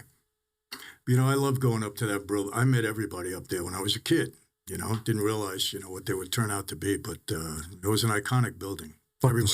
the stories, Carole King, whose first name was Carol Klein, Americanized it, less Jewish. Carole King, she had this song and she couldn't find us. They'd have different singers. I've got a song because the producers and the writers, she would produce her own stuff, were the kings of that. And they'd fill it like Martha and the Vandellas. She was the secretary at Berry Gordy's Motown, and there was nobody around to sing it. So, okay, Martha, you sing. Martha Reeves, you sing it. And they just created a name, Martha Reeves, and got three girls, and the Vandellas. You just make it up. So Carole King didn't have anybody around to sing this new song. So she got her housemaid, Eva. Really? Little Eva. Little Eva, Everybody's doing a brand new dance now. Wow. Locomotion. Yeah, I remember that. It was just big song back then. Huge. Yes. And it was covered and became a hit again with Grand Funk Railroad. Wow. Oh, that's right. Yeah. And they put that kind of different Michael, beat to it. Yeah. That's what I'm here for. Yeah. And that was her maid. And the great stories about these things, about where people started. Nilsson, who had lots of hit records on the Beatles, were big fans of him. He had Put the Lime in the Coconut, a lot of hit songs. Used to clean toilets at LAX airport. God. Yeah. These stories of where people came from and how they, found their talent or how it connected with people. And none of them could read or write music. I mean, none. Not Lennon McCartney, not the Beatles, nobody. I can't read or write music. But somehow, either by fiddling around, I'll never forget, I went up to, a long time ago, you know who Stevie Nicks is, world famous and all that. And went up to her house and we were talking and, so how do you write songs? Because everybody does it differently. And unless I've got a warped memory, she showed me like this erasable crayon or something, or chalk, and she'd stick a 1, because she didn't play keyboards, not that I recall, put a 1 on a key, and then a 2 and a 3 all over, and then bing, I don't know, and then so somehow the root of the chord, without knowing if they're majors, minors, diminished ninths, or any of that stuff, there are no rules. Yeah. It was more of a feeling than anything else. I don't know. Even if you put words to it, there are going to be exceptions to it. The entire genre of rap music is still a mystery to most people, how you get there. In fact, the different chords and stuff are simply called beats, no reference to the music. There are chords in back of there, but you could play different chords. It almost doesn't matter, except the producers are attracted, whether it's Dre or anybody else, to certain chordal tones under the words that connect with people. Yeah. And if everybody, it's that simple, I could do that at home. Well, you could try. But there is an art to it. And the art is determined, the judges are the people. That's right. Who vote with money. I like that part. Yeah, yeah. How did it feel when you were inducted into the Hall of Fame? Huge? It was... you had to know it was coming. Yeah. Yeah. Well, for a long time, there were politics involved. A guy named Jan Winter, who started Rolling Stone, had a bug up his ass about the band. That's okay. And he was the block that prevented the band from getting in there. And by the time we got in, and it's, appreciated, certainly I wouldn't be flippant, appreciated, but it no longer meant the same thing. And I'll tell you why. Because by that time it became a political entity. So I find black music much more important, generally speaking, than white music, especially the early days. And so you started having people like LL Cool J, Grandmaster Flash, and, rappers voted into the Rock and Roll Hall of Fame. And I went on record as saying, I'm a big fan, but that ain't rock and roll. And Ice Cube and I had a back and forth, respectable, on Twitter about it. He said, "No, man, rock and roll is a feeling, and we invented it because black music came." Yeah, yes, it is a feeling and all that. I have a different point of view, which is you got to play guitar and write your own songs and actually sing. But I'm given that, so I only have one question. Please let me know when Led Zeppelin is inducted into the Hip Hop Hall of Fame. On that day, I'm going, we got a deal. Right. Up until then, the answer is no. Good point. Yes. Once you open that door, well, why not Pete Seeger? Yeah. Why not symphony band? Why not raga rock? Or because it ain't rock and roll. Rock and roll is What was his answer to that? no answer. No answer. Can't answer it. No. Soon as AC/DC gets into the Hip Hop Hall of Fame, I'm in. Yeah. All right, people, so there you have it. Is he what you expected a normal rocker to be? What's normal? He's not. Very, very, very intelligent, very well-read, a very sensitive guy, believe it or not, really. I mean, he was so impacted by his mom. Such a good son, what he went through, his mom, a Holocaust survivor, what he went through early on, how he loved his mom, just the entire story. He's a good family man, raised 2 kids, got a great wife, and just, a serial, like I say, entrepreneur. He's into film production now. He's got his own spirits line. He's doing so many different things at the age of 75, never slowing down. And I really loved it. We spoke for 2 hours, could have spoke for 2 hours more. And I really hope you enjoyed it. But it's not over yet. We have a platform. I think many of you are aware of it. It's michaelfranzese.com/family. We have several hundred members in now, fairly new. But it's an amazing platform where we put so much information in there for everybody. Well, we give our platform members the opportunity to ask questions to our special guests. And when we said it was Gene Simmons, we got hundreds of questions, literally. So what we did, we picked the top 5. We thought these were fantastic. And we allowed them to answer. And Gene was terrific. He answered all the questions. And we put it first in our community. You can only get the answer to these questions in our community. And that's what we're going to be doing from now on. We give them special privilege. They're wonderful people. And the community that they're forming among one another, in addition to what we are adding, what I myself add, and what my team adds to that, all the courses we put in, all the content we put in, the Zoom calls we do, the Q&As, the Bible studies, you name it, we power pack that membership platform. And if you want to hear the answers to these questions, go to it, michaelfranzese.com/family. And people, I want to be honest with you right up front, we charge $10 a month. That's it. We're not looking to break bank. We want members to come in. We want members to get the full benefit. You want part of me, you're going to get it. You're going to get a lot of me in that platform. So go for it. And listen to the answers to the questions. Gene was just so hospitable in answering them all. He's just a class act, bottom line. And I think you got that from this interview. So that's it for today. I want to thank all of you. This is probably our last posting before Christmas. Christmas is tomorrow. So I want to wish you all a very merry, happy, healthy Christmas to you, to your families. Enjoy it. We'll be back to you on Thursday with another video. We got something special coming up there too. So have a great, wonderful, again, blessed Christmas. Enjoy the interview. How do I always leave you? Same way. Be safe. You know what I mean by that. Be healthy. We're getting RFK and we're going to be a lot healthier come the next 4 years. And this country needs that compared to Europe and other places globally. We are not a healthy country. Be safe, be healthy. I mean this from the bottom of my heart. God bless in each and every one of you and all of your families. Yes, I'll see you next time. Merry Christmas. I have a membership platform. And when they heard that I was going to sit down with you, we gave them the opportunity to ask a few questions. Yeah. We got hundreds of responses because it's a big platform. By the way, you wear the glasses for a sympathy ploy, or it's just really? I wear because I can't see. Oh, okay. Yeah. Do you wear glasses, by the No. way? Not at all? All right. Well, you must be younger than me. You're just not telling me. No, I am older. Yeah. That's good. Still have my own teeth. I've been wearing these now for probably 10 years, just to read. That's it. All right. First question. You can answer them as long as short as you want. Do you think that Kiss, we already covered this, do you think that Kiss would have had the same impact musically and iconically if not for the makeup? Maybe not. But there is such a thing, I keep going back to, the right thing at the right place at the right time.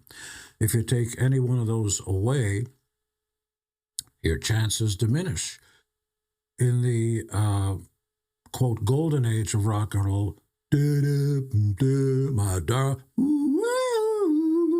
in that, if you put Kiss or Jimi Hendrix or somebody like that, then it wouldn't work because the ears of the masses weren't tuned to that. Likewise, if you take the great bands of that era and stick them today, they go, my darling, I love you. What are you doing? Yeah. So there's that thing. But certainly I think it's a big puzzle, and it certainly helps, not diminishes, if you have most of those pieces on the puzzle so that the picture is clearer. Mm-hmm. It helps. Got it. Visuals help. Little Richard sticking his legs up on the piano and playing piano like a wild man, which has nothing to do with the songs, but does it help stagecraft? Yeah. Chuck Berry doing the duck walk. What does that have to do with the song? Nothing. Mm-hmm. But when you see him live, it Makes really a lot. helps. Got it. Okay. How has your mother impacted your life and thoughts towards your successful career? My mother's everything. I say is because she's with me every day. I've got her photos all over the house. Again, without my mother, I wouldn't be here or anything. She completely sacrificed her every living moment to me. And I didn't understand it because when you're a young kid, you just, can I have a piece of bread with jam on it? That's all you think about. But my mother was not schooled in the classic sense. By the time she was 14, she was in concentration camp. So school was not part of her life.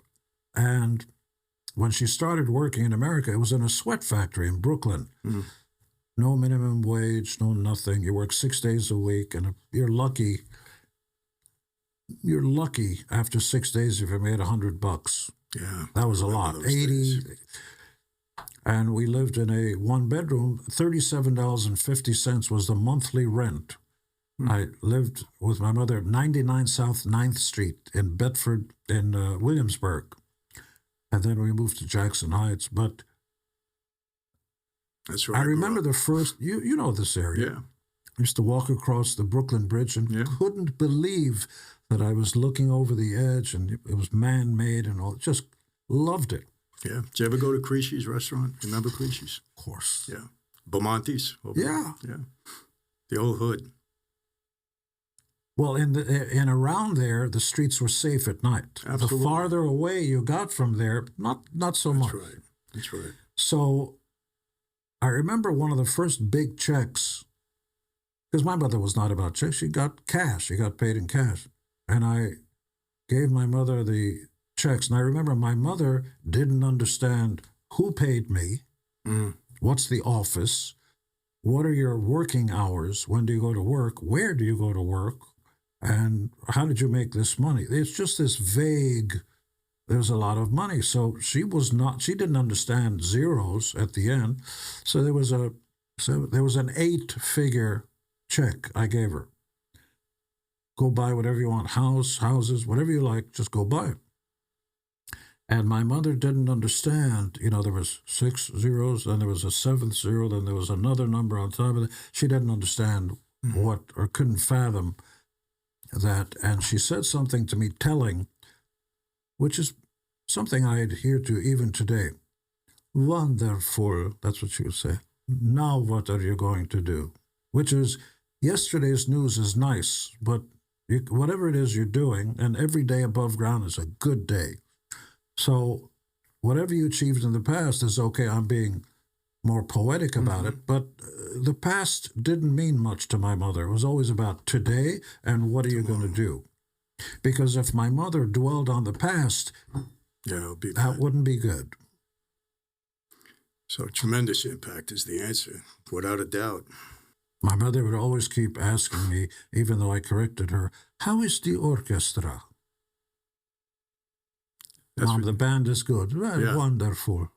Did she enjoy your music, by the way? No, she didn't. She didn't understand didn't it. understand. No, but she was at every show at Madison Square Garden, and Really? everything, and she would always elbow the poor guy who was beside her, and always, which I used to do and continue to do, which means "I love you" in sign language. I've got the Dalai Lama and the Pope. Everybody's doing this because it's a good thing. Yeah. What does she think about your makeup and everything? Well, she didn't, of course, she didn't understand it at first. We played the Fillmore East. We were the very last band to play there, but it was not a concert. It was already closed. We rehearsed there for our first show, and we did 5 songs, I remember. It was invited guests, maybe 20 people. And at the end, we came back out to greet the people. And I remember my mother going down the opposite side of the walkway and went up to Paul, thinking that was me. Oh, really? Just couldn't tell you apart. No. All right. What inner strength kept you from drugs and alcohol? My mother is the answer to almost anything. How dare I even consider breaking my mother's heart? You know that phrase mothers say, after everything I've done for you, Yeah. how could you? Well, even if she only gave you birth, carrying another human being for 9 months, never mind the pain of childbirth, and then all your heart and soul goes into raising this little helpless little baby on just so you can walk, take the first steps, say the first words, making sure that baby doesn't get sick, and all that stuff, and then you decide to be a prick and an asshole, and it's my life, I can do whatever I want. You're tearing her heart apart. I couldn't do that. Gene, it's amazing that you say that, because my wife and I sometimes, we have 4 children, and we think we brought them up well. We brought them up to do the right thing, be respectful, and sometimes I tell her, because if they make a mistake or they're not doing what we think they should be doing, she'll say to me, where did we go wrong? And I say to her, I said, listen, you can give them the best upbringing, do the right thing, but at some point in time, they're their own person and they're going to do their own thing. And to say what you just said, it's amazing to me how kids today could not appreciate their mothers. I had a very rough mother. She was rough. She beat me. She was rough, but I still loved her and I still respected her. And I don't understand today. I don't know if it's the culture, it's the atmosphere, I don't know what it is, but some of these kids just don't have that same feeling that you just expressed. What are the rules? That's my question. I So don't know. when you have children, they're not qualified to understand what the rules are. So despite logic, they know that smoking is not healthy. It's not going to make their schmeckel bigger. You're not going to be richer, smarter, faster. So drugs, booze, nothing will happen. They know that. Mm-hmm. They don't think, people don't talk about it, but if I drink a lot, I'm going to get smarter. No, everybody knows the same thing, and yet they continue to do it. In Canada, it's worth noting, there are photos of what cancer looks like in your lungs right on I've the seen that. packaging. Right on the back. And every cigarette says smoking may cause cancer. Right as you put it up, that's what it says there. Yeah. Over here, they wouldn't allow it because of lobbying. And yet people do it. There was a brand of water, I think, it was a brand of cigarettes. That sold out, called Death Cigarettes. Death. And people bought it. As far as I'm concerned, whatever else is going on in the world, the guardians of your safety and your mental health and everything are your parents. Mom especially, because dads haven't done well throughout history. The stories are countless. And I wrote some books, me incorporated some other stuff about the statistics. And shamefully, fathers in certain denominations, about 50 to 60% walk out on their families. That means single mothers raise their kids. And in certain other sections, Hispanics and blacks, up to 70 to 75% of all households, all single or married, are single women who are bringing up their children by themselves. Well, so the mother's got to be a mother and a father and earn a living and do all that stuff and watch out for the kids and. So there's got to be harsh punishment for bad behavior. Otherwise, what are the repercussions? Yeah. Do you think You know why people in Saudi Arabia hardly ever commit robbery? They cut your arms off.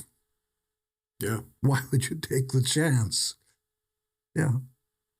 You think that, I've said this several times, I believe it, that part of the problems we have culturally here, a major contributor to the problems we have culturally here, is a breakup of the family. Oh, yeah. That's the root problem, the root cause. But it comes down to dads. If a dad stays with the family the way the vow says, for richer, for poor, in sickness and in health, not when the good times are good, not when, oh, she's so hot and all that. No. You're committing, which is what women always complain about, committing to a lifelong relationship for the kid, if only for the kids. Now, by the way, you're talking to a guy who's been with Shannon 41 years, but the first 29 of those years, arrogant, self-absorbed, anything you can imagine. If it moved, Michael, I would mount it. If you turned your back, I'd jump on your sister, your mom, anybody. And all the while living with Shannon, it was not a secret, it was in the press and all that. She gave me 2 kids, never complained, never threatened, well, it's either me or you got, nope, none of that. And at 62 years of age, we had a TV show in Belize. I found myself dropping to my knees and crying like a 12-year-old kid. And men take a long time to grow up. You know, women have I've got a 20-year-old boyfriend, he's 6'2", he's got big muscles and everything. That's not a man. He's a 14-year-old horny boy. And he will lie right to your face and swear to God, did you fuck my sister? I swear to God on my hand. And it's just, and shrinks call that compartmentalization, which is, that's my private life over there. I'm over here. You know, any way we can validate it. And I married Shannon twice, and I'm going to do it again. And I will continue to do it until I drop dead, because she saw the potential of what I could be before I even could do it. Now, there's psychological reasons why I never wanted to get married. In fact, I had a prenup agreement and a cohabitation agreement, which supersedes and nullifies all laws of the land, which means if we part ways, you get nothing unless I want you to have, like a business. But I didn't want to get married because I thought I was going to become my father, who picked up and left overnight when I was about 6. And I didn't know what happened. All of a sudden, my mother wasn't there at night, and and I remember, I talked about this once or twice before. I remember waking up from a dead sleep, middle of the night, and I was alone because my mother was out working, sometimes through the night. And going outside, now you got to remember, there are no street lights or anything because Israel. Yeah, Israel, new country, pitch black, and scared out of my wits and screaming, just between anger and screaming and feeling left alone. And then over time, I became exhausted and went back to sleep. And when I woke up, my mother was there, and I didn't mention it to her, and the sun came up. And I couldn't verbalize it then, but I think over the years, it's clear to me I had this thing of, I can never depend on anybody. I'm going to have to do this myself. Whereas before, your mom was always there, all that. And so my fear of relationships, and I had some nice relationships before, but they were never monogamous, never. And Shannon was the first girl, and I didn't meet her in a romantic place. She was the Playmate of the Year. I met her at the Playboy Mansion. I went there with other playmates who were busy. You understand the word busy? Yeah. And, I used to joke around, in the good book that my people wrote and gave to the rest of you, it said, spread thy seed. I'm just doing the Lord's work. Mm-hmm. So that's another joke. Yeah, the jokes are fun and they go fast, but you're talking about people's feelings. And when I met her, I was dumbstruck. I didn't understand what was happening, my center of gravity. And at the time, I was living with Diana Ross and met Shannon. I'm going, what's going on? I'll tell you a quick story. So we meet at the Playboy Mansion, and I decide I got to see this girl again. Something's going on. And I did the right thing and called Diana, who's a classy, wonderful woman. And she was not too happy to hear that, but I didn't want her to read about it in the paparazzi stuff. And a few weeks later, we're staying at the L'Hermitage Hotel, as a matter of fact. Mm-hmm. And a phone call comes in, Mr. Simmons, somebody claiming to be Diana Ross is, no, it's really her, put her through. And she asked me, are you still seeing this girl and everything? Yeah, I am, and I'm sorry. And she goes, well, that's my sister-in-law. Because unbeknownst to me, Shannon's sister, Tracy, was actually married secretly to Diana's brother, Chico. Wow. What are the chances? Jeez. Yeah. Did Shannon know that? I don't know. Mm-hmm. Well, I'm going to see you later, and I'll ask her. It's funny. I didn't even think of that. Well, you said they were married secretly, so maybe nobody knew, except for the two of them, and Diana, obviously. I don't. I'm going to find out. I should tell the young man with the engineer that his glasses are fogging up a little bit. Yeah. I had to come in early today to get a hearing aid, which I never thought. By the way, for nobody else, I can hear you fine. Everything's fine. Wifey speaks in a very low tone, like she's very soft-spoken. I have the same issue with my wife and one of my daughters. My daughter's sitting in the back seat of the car. I can't hear. Can't hear, yeah. Can't hear her. But everybody else you can hear fine. Yeah, no problem. You want to bet when your daughter's with her girlfriends, she doesn't speak at the same volume? I guarantee that. It goes way up, yes, right? Yeah, guarantee that. And Dad, you can't hear. I said, no, I can hear. You got to speak up. Yeah. Talk. But let me ask you, why are you going to marry her again? You said you're going to do it again. I have to prove to her and to myself that I'm here. I said this, I'd do it forever. Once is not enough. Twice is not enough. By the way, these weddings were off the charts.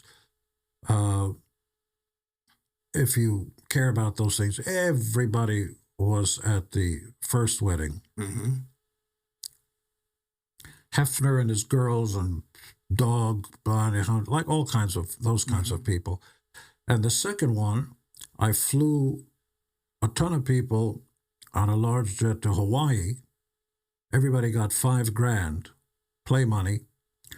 And there was a Japanese film crew that was filmed everything with waterfalls of flowers everywhere, and like nothing I've ever seen. Really? Oh, yeah. And did you plan it all? Michael, I'm kind of a big guy. And we had a band there, and everybody got up and sang and all that. And strangely, Shannon's got the best voice in the family by far. Really? Yeah, although she has no sense of time. Before you start singing, what key? And they find that. da, da, da. They find the key. She just gets up there. She goes right into it, and the band gets left. What? She goes, I'm singing. Go ahead. I'm singing over here. You know what?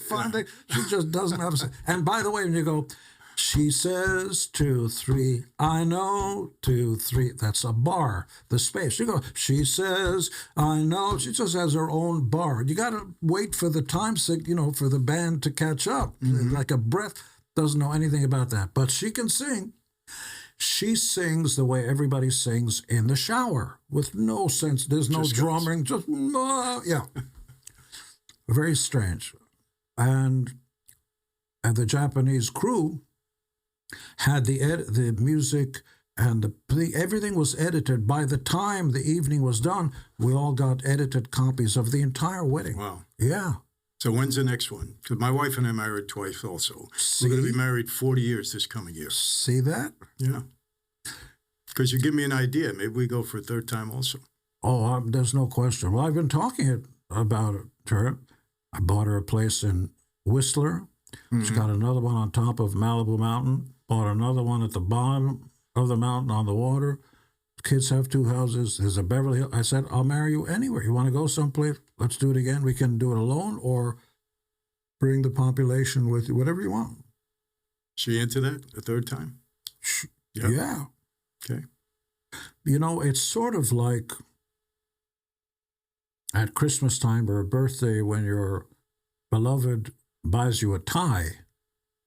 We say thank you. We don't go to our guy friends and say, check out this tie. Huh? What do you think of this tie? But if you buy your wifey a diamond ring, the first thing she does is punch the air with it and bring it right to the closest possible to her girlfriend. Look what he got. That's the difference. Yeah. I'm worth it. We don't talk like that. Yeah. You're right. That's our difference. All right. Actually, the difference can be summed up in this way. 2 guys are talking. Yeah. And I say, Michael, I've got a blind date for you. So Michael says, really? What does she look like? That sounds right. 2 girls are talking. Oh, I've got a blind date for you. Really? What does he do? Yeah. You're right. Better than us, for sure. Well, they have plans. I'm going to stop making eggs, stop dropping 2 eggs per month generally. By my middle years, what's the plan? They're thinking of plan. We don't think of plan. No, we just think of, to a guy, a perfect date is, I'm done, get out. That's right. Just kidding. Women don't understand. Kidding. Well, okay, your wife is watching, but she's smiling. Kidding. Okay. 2 more. What's the single greatest lesson about ethics in business that you've learned from the music industry, and how did it shape your approach outside of it? Interesting question. Believe but verify. Business is shark-infested waters. Yes. Some of the most successful people are some of the most devious and talented in ways that you wouldn't notice. It bears noting the Beatles and the Stones and Jimi Hendrix, everybody, Billy Joel, Sting, you name it, their managers, business managers, all cheated them out of everything. There's a very sad story about a group called Badfinger. I remember. If you want it, here it is.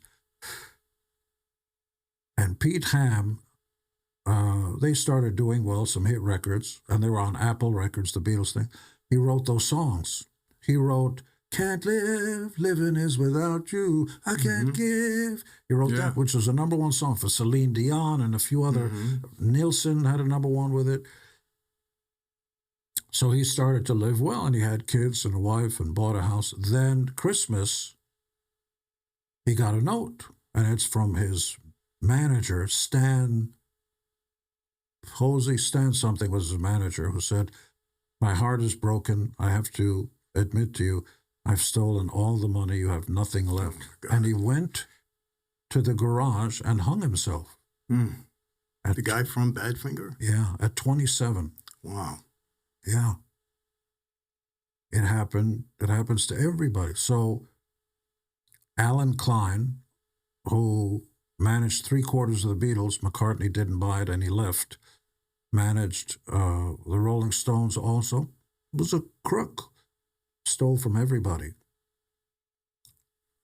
So,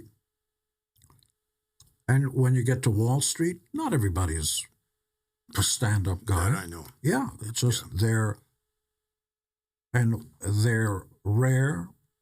And if you find, as you say, a stand-up guy, if you want to steal from me or you don't think you're making enough money, tell me. Maybe we can negotiate something, and let's do it. Let's be lifetime friends and business associates.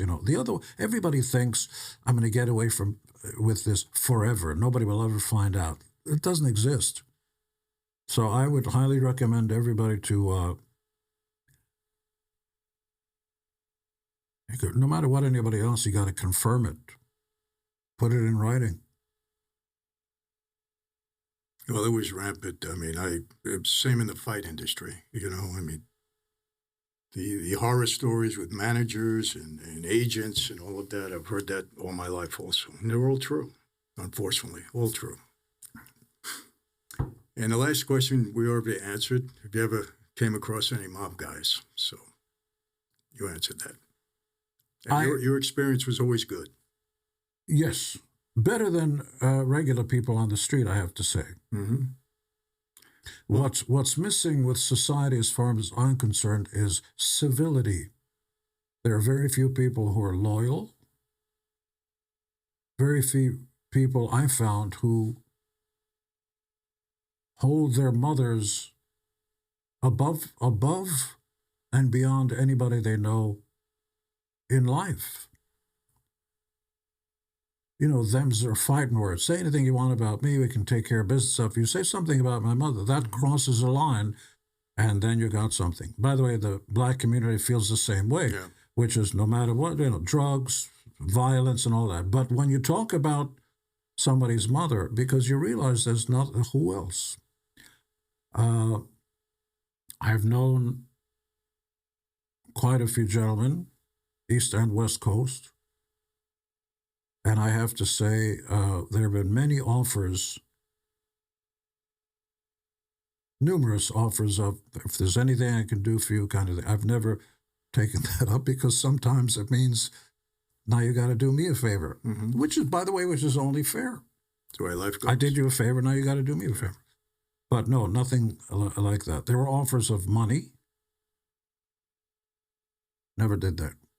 But the other thing was, which nobody else does, the if anybody bothers you kind of thing, it always struck me as interesting. But what I want to ask you too, because people get a wrong impression, through my dad in the early days, I met everybody. From Sinatra to Sammy Davis to you name it, I met him. We met them all at the Copa normally, because that was the spot back then. You remember Copa, and through all the encounters that I knew with everybody back then, the impression is that guys like us, we go and put the arm on somebody. We're trying to extort them. Never was that way. These guys, they loved my dad. They loved to be around him. He never bothered them. He always the same thing. If I can help you in any way, let me know. But if you don't need the help, that's okay too. It was always that way. But when you see, there's always a different impression out there that we try to extort guys that were in the industry. And the point is, nobody ever tried to do that with you. No. Nobody ever put the arm on you or demanded anything from you. And that's the way it was normally. I mean, I guess there's isolated incidents at time where things happen, people just get out of hand. But I have to say, respectfully, it's a different time. Once upon a time, drugs were not a part of the equation. I'll tell you a quick story. I became friendly with the daughter of a very important guy, iconic guy in New York. So she knew that I had gone out with or lived with Cher and everything. So Cher was coming to play Nassau Coliseum in New York, and she called me and said, "Can you get me to see Cher?" I said, "Don't you worry." And I got in the limo and went out to her house, met her sons, great boys, took her to Nassau Coliseum. It's an embarrassing moment. And I'm telling her, when we get out, just want you to be prepared. I thought, maybe because of her father, just want you to be prepared. There are going to be 4 or 5 policemen who are going to be coming out here. Don't be afraid. They're just going to escort us to the seats. She goes, oh, okay. So we get out of the car. Sure enough, the police, 20, 30 feet from the back door, the police come out in uniform, and they encircle her. I'm like a guy selling popcorn and peanuts in the stands at Yankee Stadium in the back. Mm-hmm. They encircle her and bring her in right after I said to her, I'm kind of a big deal. They completely ignored me and took her inside because they knew of her dad. Mm-hmm. That's a good thing. Didn't suck. Yeah. But she had a wonderful time. And no, I've never had any, nor did I ask for favors or anything. But I was going to say that culturally, it is a very unique thing. Most people don't know that word, the MAFIA word, which of course is non-existent, more so Cosa Nostra, is not what it started out to be. Exactly. It was a liberation underground army in Sicily to fight against the Moroccans who were coming over to take over. And the idea of protection money, the locals would pay them a little bit of money to protect them from that. It's just that once genuine protection. Genuine. Real, they would go to their deaths. And Umerta, the vow of silence, had to do with being able to exist. Otherwise, so that this vow of silence, Umerta, started back then when there was a liberating force. People don't know that. They just think, but. And so it became something else once the Moroccans were kicked out of Sicily. But that's why Sicilians are called a certain vegetable's name because of the cross breeding of the Africans with the Sicilians, which you're not allowed to say today because it's very inflammatory. But it's one of the popular Italian dishes. The slur. There was always this. I'm Napolitan. My dad was from Naples. The slur was always, when there was a Sicilian Napolitana thing, that, hey, you Sicilians, you're half African anyway. We used to go like that. But it's inappropriate. But, there was always a battle back and forth between Sicilians and those from Naples in that life. Well, respectfully, I used to teach this stuff about Italy being the city-states. Every city was at war with every other city. Yeah. And they all had their own soldiers and their own things. And most people don't know that the word ghetto is not a black term at all. In the Medici era, when Italy became a major force in spices and stuff, it was a trading center because of geographically where it was. Stuck out in the middle. You didn't have to go through land masses. It was right there over the water. So from Africa and everywhere else, you could go to Italy, trade, stop off, and move on, especially Sicily. So the Medicis took over, very corrupt family, by the way. And Jews started to do very well because they created the international banking system. The idea was the church issues an edict, a law that says you cannot charge interest if you loan somebody money. Do not a lender or a borrower be. Jews had no trouble charging for, like, I'm going to give you $100 when you give it back to me. Give me a little more than what I gave you for a. So everybody went to Jews to borrow money. They created, the Rothschilds originally were the first international banking family. So they started to become the upper class, but they could not live in Rome or Naples. So the powers that be, the Medicis, allowed them to live outside of town where they baked bricks to make the buildings, the Getta, Getta, which was the section where it was always smoke and grime. That's where the Jews were allowed to live. Ghetto is a Jewish term, my brother, not a black term. Never knew that. Yeah. In fact, in World War II, Poland, it was the Warsaw Ghetto in Warsaw, Poland, when they segregated the Jews and started killing them there. Now you know. kids. Well, Gene, I got to tell you, you're not only an icon in the rock industry, but you're very knowledgeable, very learned, and tremendous business guy, good looking. Good looking, very good looking. And it was a pleasure sitting down with you again. After all of these years, you might hear from me again because I didn't say anything, but they're developing a script now on my life. I finally gave the okay because that woman out there never wanted to do it. But I met up with a bunch of guys, good producer and writer, and it looks like we're going to go forward with it. So we may be in touch with you on it. Who knows? Maybe after all of these years later. I'm here. It's no secret. We need a good mob movie. There hasn't been one in a while. So we need another good. I think there's a good. The Godfather's not a mob movie. The Godfather's a family movie. Exactly. That's right. What they do and all that stuff, but the script is real. And I knew Al Ruddy when he was developing the. There's a really famous and true story about Ruddy was a Jew out of New York who was always fascinated by the Italian culture, which is why he kind of fucking talk like this. Yes. That's how he talked. Yeah. Knew Al for decades. And so when the movie was done, Paramount, Bob Evans and all that, were concerned how the gentleman would take this. So they rented out a movie theater in New York where only the top family guys were there.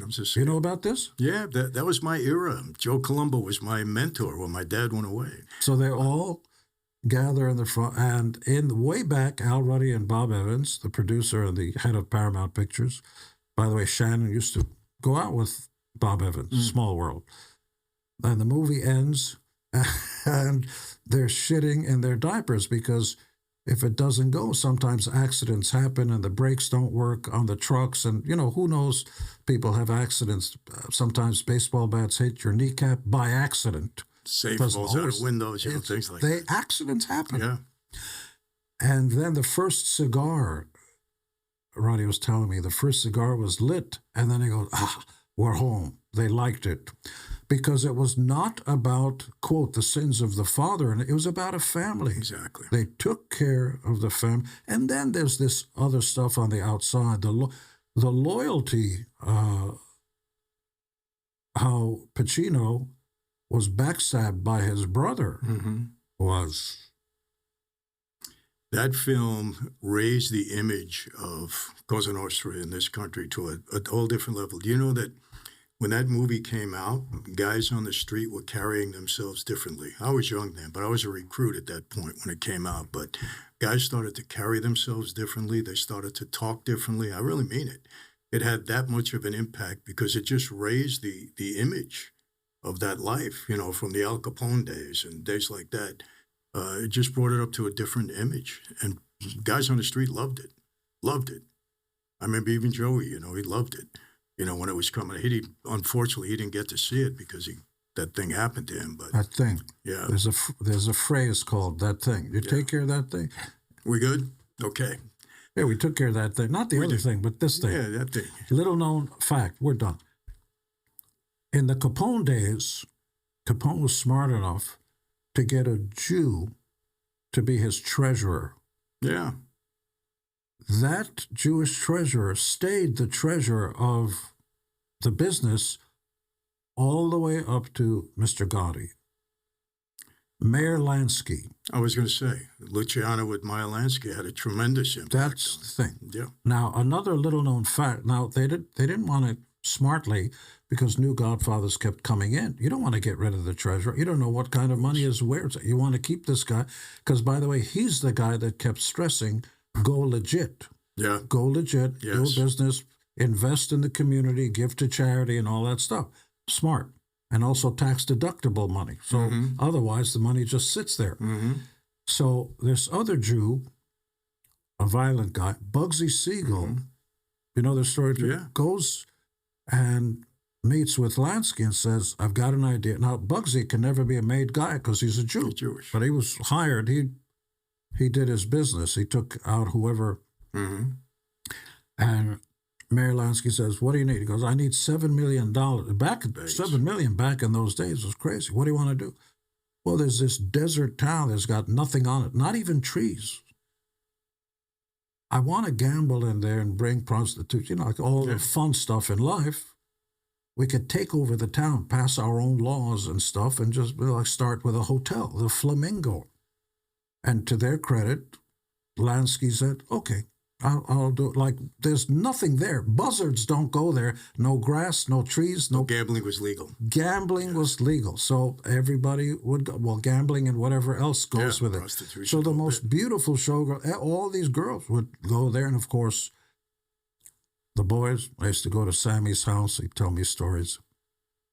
But of course, Bugsy was too public and too loud and everything, and he wouldn't listen. So in Beverly Hills. Yeah, I know. You know, the second in command at Beverly Hills Police Department, Tony Lee, his name was, that murder's never been solved.